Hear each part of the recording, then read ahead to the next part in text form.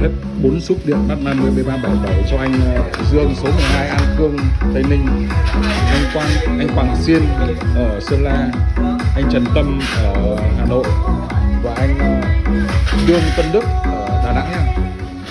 Các từng con một đi.